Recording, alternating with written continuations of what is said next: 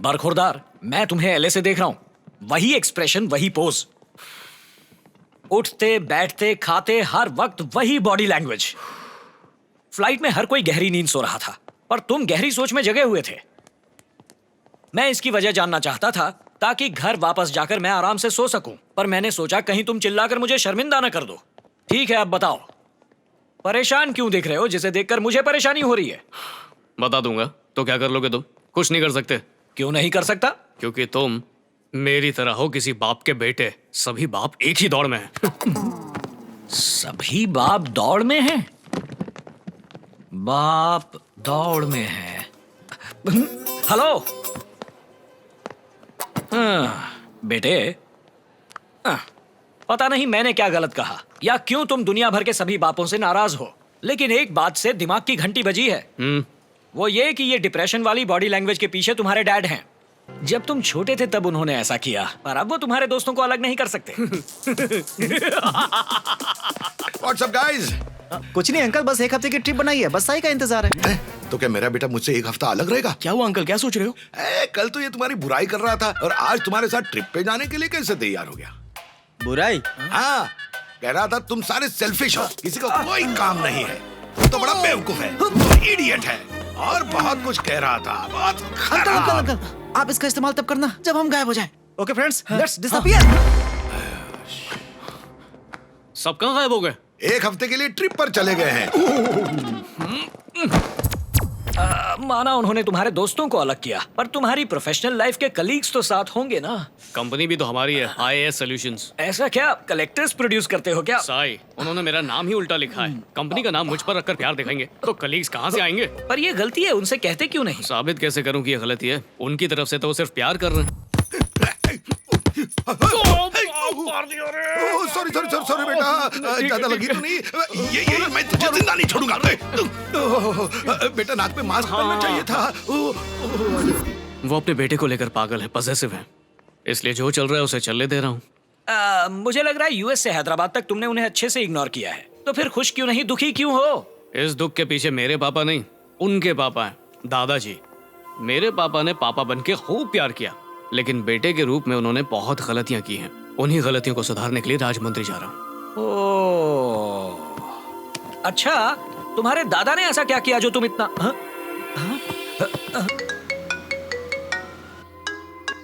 पापा, रिपोर्ट आ गई क्या? कुछ ही दिन बचे हैं। अरे कितना घी डाल रही हो? एक तो मेरा पेट बढ़ते जा रहा है, तुम्हें दिखाई नहीं देता क्या? पापा, आप कह रहे थे कि कुछ ही दिन बचे हैं, डॉक्टर ने दवाई लेने को नहीं बोला है क्या? अब दवाई लेने का कोई फायदा नहीं है। मुझे लगता है अब मैं कुछ ही दिन जीने वाला हूँ। अच्छा, अब ठीक है, फोन रखो, मैं एक बार डॉक्टर से बात कर लेता हूँ। सही कह रहे हैं, उन्होंने बिल्कुल ठीक कहा। Maximum 5 weeks. तुम्हें पक्का यकीन है कि सिर्फ 5 weeks? 100% sir. Suppose 6th week में भी अगर वो जिंदा रह गए तो?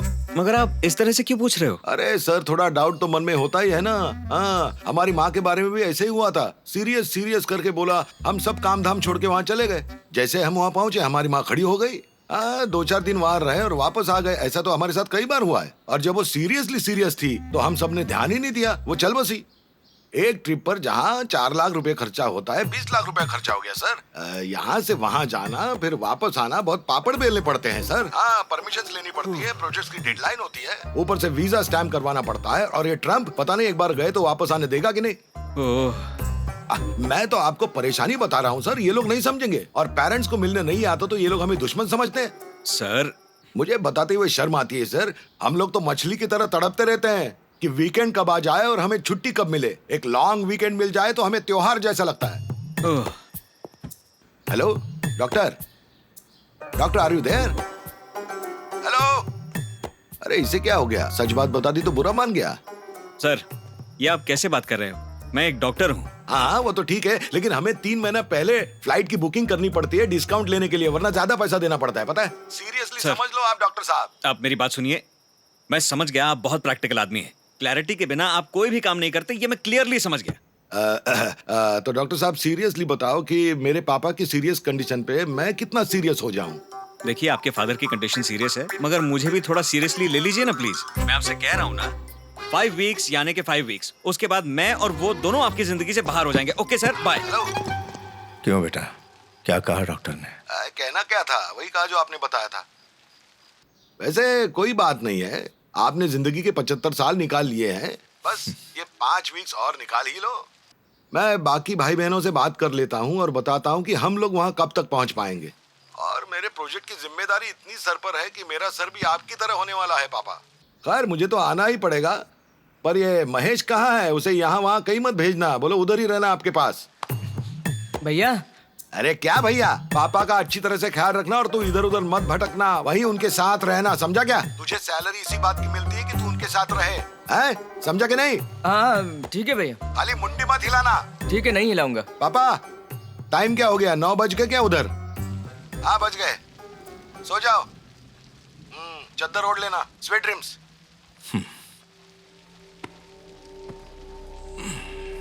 ये क्या बात हुई? वो आपको इतनी जल्दी सोने के लिए क्यों बोल रहे हैं? मेरे जैसे लोग बच्चों की कमी कभी पूरी नहीं कर सकते। तो वो वहां से कर भी क्या सकते हैं, बता मुझे। क्योंकि मैं मर रहा हूं तो उन्हें अपना काम छोड़कर आने को तो नहीं कह सकता ना। वो अपने अपने जीवन में व्यस्त होंगे। मरने से पहले हम किसी को परेशान ना करें तो अच्छा है, तभी तो हम इज्जत से जा पाएंगे। वक्त के साथ हमें बदलना पड़ेगा, उम्र के साथ इच्छा भी मर इन जैसे लोगों की वजह से हमारे यहाँ अनाथालय कम और वृद्धाश्रम ज्यादा है। आप चिंता मत कीजिए, दूसरे 3 बच्चों में से कोई जरूर आएगा। हाँ आप बताओ कब निकलना है? भैया काम का बोझ है, बहुत प्रेशर है। 18 घंटे काम करके अभी घर पहुंचा हूं, बस शॉर्ट्स पहनकर मैं सोने ही जा रहा था। अरे तो मैं क्या इधर अंडरवेयर पहन के बैठा हूँ? मैं एक ऐसा आदमी हूं जो कुछ भी करने के लिए 1 साल पहले प्लानिंग करता हूं, और पापा का यूं अचानक से मरना तय होना, इट्स अनरीजनेबल। क्या प्लानिंग है? 5 वीक्स अब मैं कैसे निकालूंगा भैया, आई डोंट नो। अरे मौत क्या पहले व्हाट्सएप करके आती है क्या? कितना बेवकूफ है ये। भाई साहब, हाँ? क्या आपको लगता है हम यहाँ हैं और वहाँ तुरंत पहुँच जाएंगे? तो नहीं, यहाँ केटरिंग बिजी है। देखो, हाँ इधर देखो, एकदम बिजी। इनका कहना है कि जब आप लोग आ जाएं तो हम भी वहाँ पहुँचे। अरे बोलिए ना। तुमने बोल दिया, मैंने बोल दिया। भैया ये ठीक बोल रहे हैं। हाँ ठीक है ठीक है, अब बात ध्यान से सुनना। अब पापा के पास सिर्फ 5 वीक्स हैं, उनमें से आखिरी 2 वीक्स हम उनके साथ रहेंगे, और जब वो गुजर जाएंगे उसके बाद हम 2 वीक्स वहाँ रहकर सारा काम खत्म करके वहाँ से निकल जाएंगे। इसका मतलब हम टोटल 4 वीक्स राजमुंद्री में रहेंगे। तो पहले 3 वीक्स को छोड़ दो और सब खुश रहो। और हाँ, उन्हें बीच बीच में फोन करके बातें करते रहना, जब तक जिंदा है खुश रहेंगे वो। चलो ठीक है भैया। बाय। ठीक है, बंद करता हूँ। बाय माँ। अरे ब्रेकफास्ट तो कर ले। अरे बाप रे, देख लिया, अब तो जरूर पीछा करेंगे। कहाँ जा रहे हो बेटा? जहाँ मन करेगा जाऊंगा, लेकिन आपको मेरे साथ आने की परमिशन नहीं है। मुझे 1 महीने तक डिस्टर्ब मत करना, जा रहा हूँ मैं। 1 मिनट बेटा। 1 मिनट नहीं, सिर्फ 10 सेकंड का वक्त है आपके पास। दादाजी मरने वाले हैं। क्या? ठीक है तू जा, आने के बाद बात करते हैं। क्या हुआ उन्हें? उन्हें लंग कैंसर हुआ है। डॉक्टर ने कहा है कि वो 5 वीक से ज्यादा नहीं बचेंगे। हम सब ने सोचा है कि उनके बचे हुए 5 वीक्स में से आखिरी 2 वीक्स हम उनके साथ रहेंगे। तुम्हारे चाचा लोग भी आ रहे, तुम भी अपना काम उसी हिसाब से तय कर लो, ठीक है? जाओ अब। दादाजी, मैं आपके साथ यहाँ रोने नहीं आया हूँ, आपकी जिंदगी के आखिरी पड़ाव का मजा लेने आया हूँ। क्या सर, यहाँ शादी थोड़ी है। अरे चुप कर महेश, किसी महान कवि ने मरने को शादी कहा है, वही कॉन्सेप्ट फॉलो करेंगे। आइए मैं आपको समझाता हूँ। अक्सर मौत लोगों को बिना बताए ही आती है, लेकिन आपके लिए तो 5 हफ्ते पहले ही इनविटेशन भेज दिया है कि मैं आने वाली हूँ। अब जब तक वो आती है, हम लोग हर दिन ऐसे मनाएंगे कि हर दिन दिवाली हो। आप वो सब कुछ करेंगे जो करना चाहते थे, या जो भी काम अधूरे रह गए थे उन्हें आप पूरा करेंगे। हाँ तो क्योंकि इन्हें बढ़ावा देने के लिए यहाँ था ही नहीं, तभी बीमार हुए हैं। इसी फुर्ती के साथ 10 साल और जी सकते हैं। अभी आपका पोता आ गया है, मजे कीजिए। अरे ये लो दादाजी, ये लीजिए, आपका ब्रांड है, लीजिए, कर लीजिए मजे। अरे इसी की वजह से तो मुझे लंग कैंसर हुआ।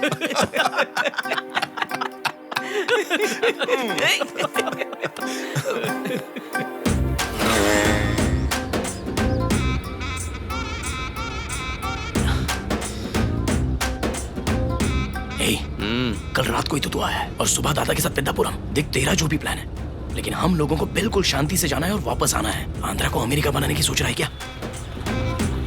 दादाजी चलिए पहले नारियल पानी पीते हैं। अरे ये तो बता, ले कहाँ जा रहा मुझे? इतनी जल्दी क्या है, बताता हूँ ना। अन्ना 2 छील देना। भाई रहने दे, मुझे टेंशन हो रही है।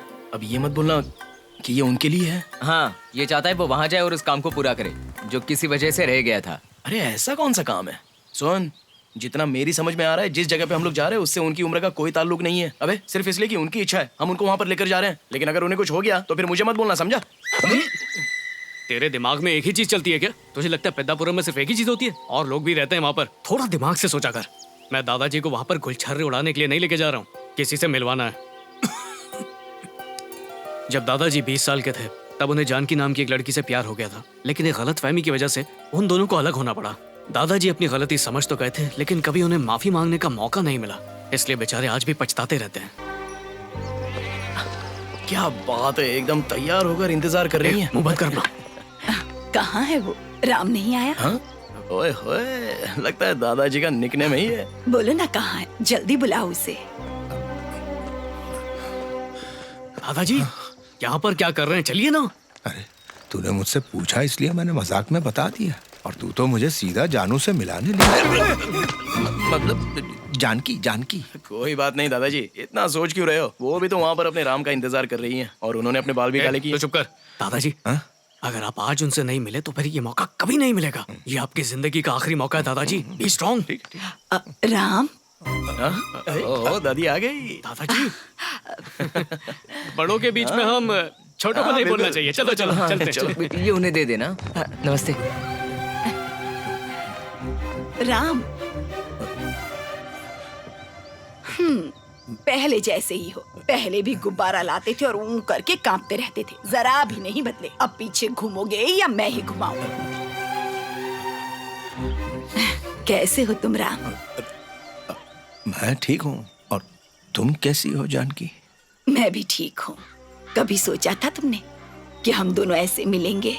45 साल निकल गए, या देखा जाए तो 46 साल हो चुके हैं।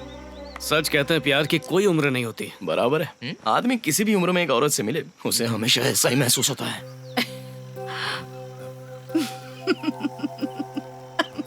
तुम्हें इन कपड़ों में देखकर मैं हंसी नहीं रोक पा रही हूँ।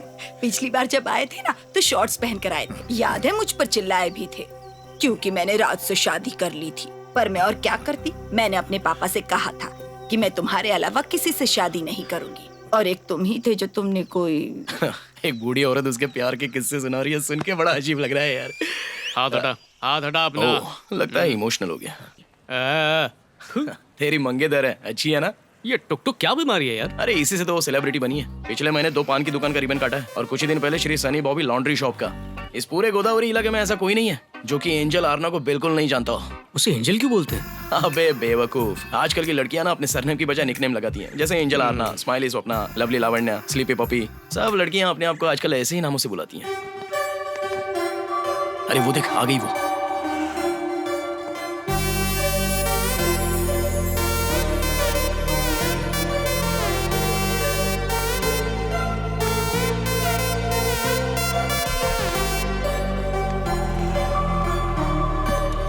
बाय दीदी। बाय।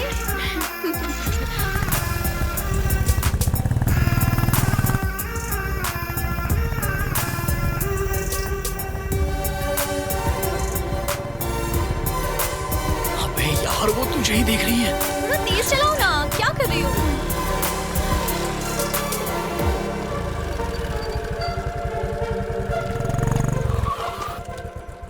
हाँ यार ना, कैसी हो? हाँ। वो मैं हाँ, वो... मैं समझ गई।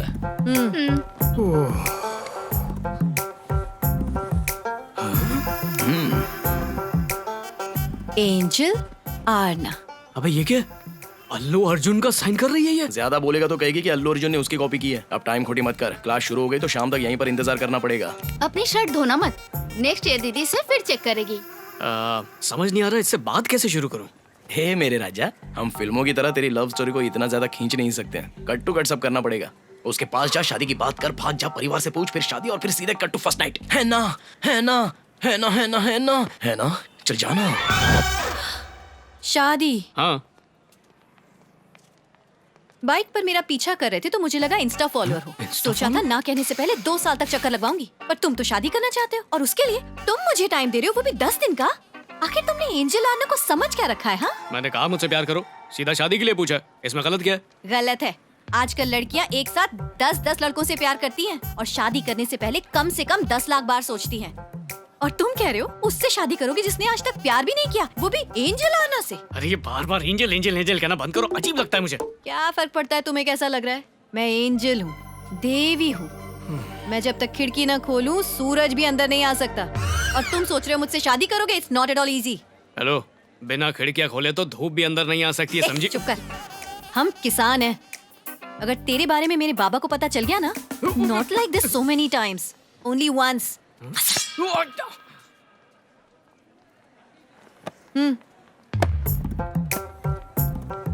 एक्सप्रेशन अच्छा था, फिर से दे। Only once. अच्छा वीडियो बन गया, फैंस तो खुश हो जाएंगे।